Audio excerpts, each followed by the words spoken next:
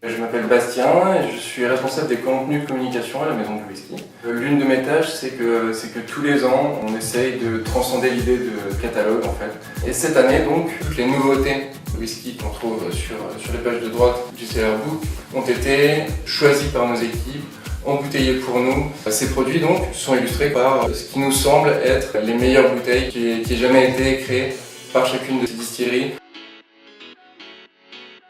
Le Calvados fait partie des spiritueux français les plus délaissés un peu aujourd'hui par les jeunes générations parce qu'il y a un peu ce côté petit calva du grand-père, digestif des vieux films. Et dans cette petite région, on a donc Christian Drouin qui fait partie pour la peine des acteurs qui essayent de mettre un peu un coup de pied dans cette image vieillissante. C'est un type qui bosse avec énormément de bartenders, qui tente des innovations de partout. Il a essayé de faire vieillir son Calvados en fût de rhum, en fût de whisky. Donc du coup, c'est quelqu'un qui essaye vraiment de faire bouger les choses et de montrer que le Calvados, c'est pas uniquement un alcool franchouillard pour les grands-parents. Dans les nouveautés qu'il nous propose, il a embouteillé pour nous une pomme prisonnière, donc qui est une bouteille dans laquelle on fait pousser la pomme.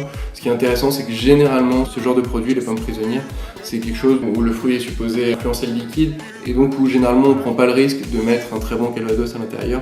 Lui a choisi au contraire de mettre un Calvados de 15 ans, ce qui est peut-être pas inédit mais extrêmement rare en tout cas. Et donc on a un très très joli produit qui est gorgé de fruits, qui est bien foncé comme un spiritueux bien vieilli.